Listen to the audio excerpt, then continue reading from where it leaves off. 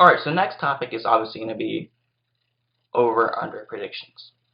My over-under predictions. So these are all based off according to PointsBet.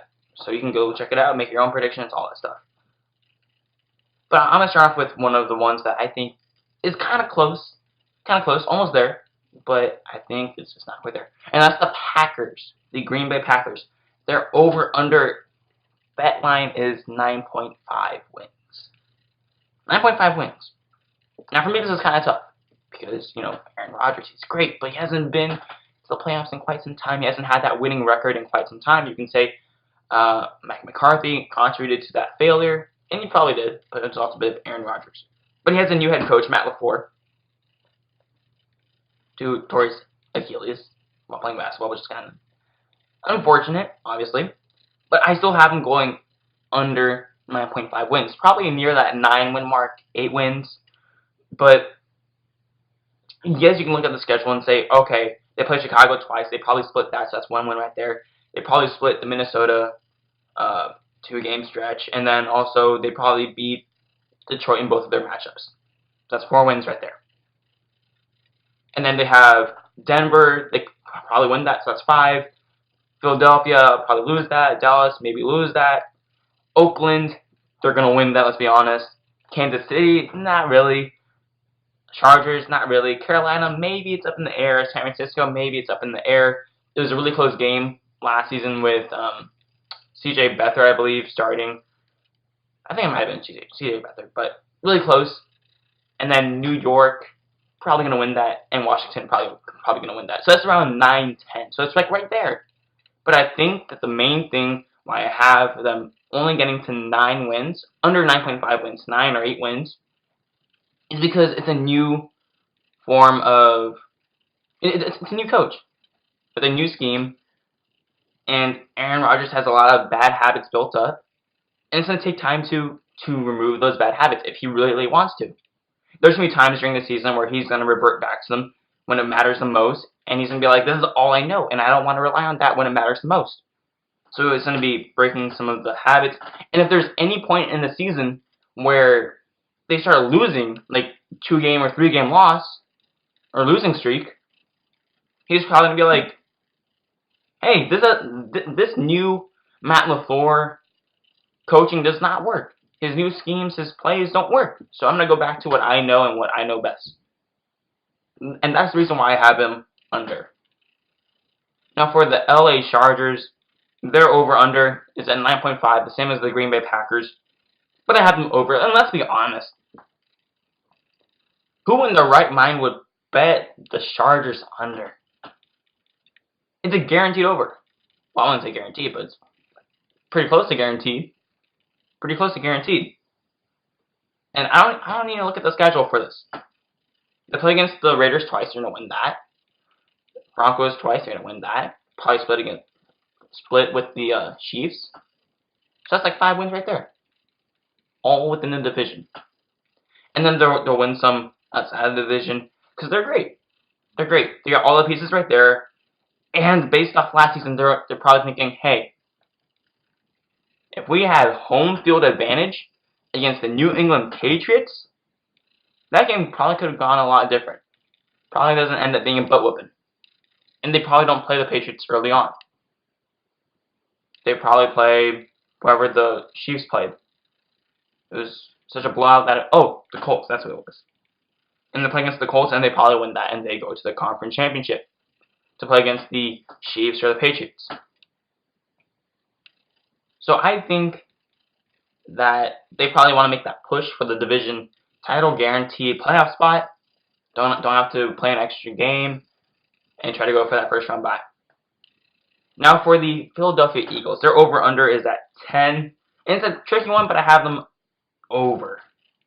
Let me pull up their schedule really quickly. But just off the top of my head, they play against the Eagles. They play against the Giants. There we go. They play against the Giants. That's 2 wins right there. They play against the Redskins. That's 2 wins right there. And then they play against the Dallas Cowboys. Probably split that. So that's 5 wins right there. They're playing against Atlanta, Detroit, Green Bay within the first 4 weeks. Yeah, they're winning those. Then they play against New York. They're winning that. Minnesota, maybe winning that. They play against Buffalo. They're winning that. They play against Chicago. Maybe not winning that. New England, Seattle, Miami, New York, Washington, Dallas, New York. That's all their schedule right after the bye week. They're getting to 10 wins pretty easily. I know that Carson Wentz is coming off injury, struggling last season with Nick Foles taking over, but I think that now that Nick Foles is not there, he doesn't have to worry about that presence or pressure looming over him, and he can just go back to his old self. He'll struggle at times. Definitely, he'll struggle at times, but it'll be a lot better, and they'll definitely get to 10 wins pretty easily. Or over it, actually. Probably 11 wins. 11 or 12 wins, actually. Next, I have the Baltimore Ravens. The over-under line is at 8.5, and this all depends on Lamar Jackson. Does he develop the accuracy and consistency of an actual quarterback over this offseason, translating it into the regular season? And I say no. Maybe just one more year, and then they'll get there. Their defense is still good. They lost some pieces, but they're still a good defense. But they have Pittsburgh in their division. They have the Browns in their division. They have, well, I want to say the Bengals, but they're going to beat the Bengals. It's hard for me to say that they're going to get to 8.5 wins or over 8.5 wins when I can already see them losing against the Browns and the Steelers. Splitting those is not great because then that gets you 4 wins from the Bengals. Just within the division. 4 out of 8, it's not great within the division. So for that reason, I have them going under. It all depends on Lamar Jackson. I think defenses know how to stop him a bit more based off that LA Chargers playoff game. And they have a lot more tape of him now. So it's going to be a bit easier to stop him. And a bit harder for him to actually get stuff done. Next, I have the Cleveland Browns, the one that everyone has been waiting for so long. I'm pulling up the schedule right now. And it's pretty interesting. The schedule is pretty interesting. They have a really nice last, 1, 2, 3, 4, 5, 6, 7, 8, 9, 10. Last 10 weeks after the bye.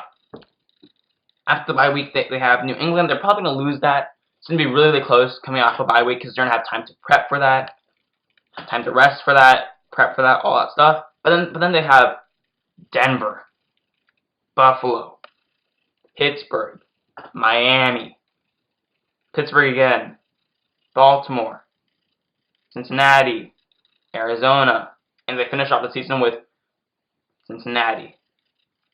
Those last 10 games, they're winning probably 8 of those. They lose against New England, and they lose against Pittsburgh one of those games. But in all the rest of them, they beat Denver, they beat Buffalo, they beat Pittsburgh in one of those 2 games. They beat Miami, they beat Cincinnati in both of those games. That's 6 wins right there. And then they beat Arizona, and then they beat Baltimore. That's 8 wins right there in the last half of the season.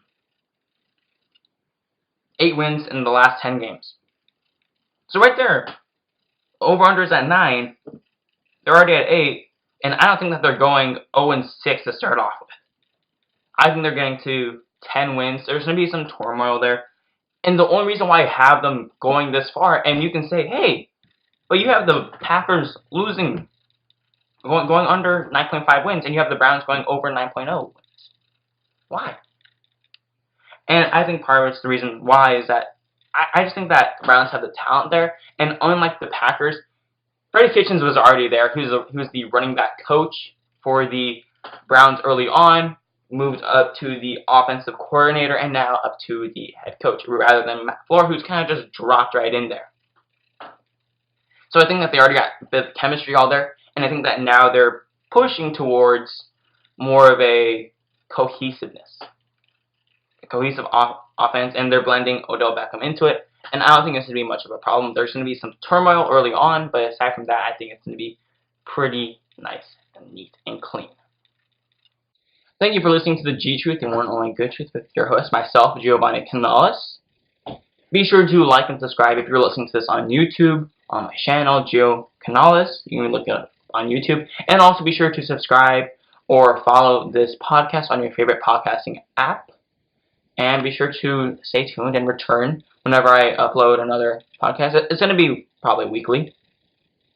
But be sure to stay tuned in, and thank you for listening. Thank you for tuning in. Peace out.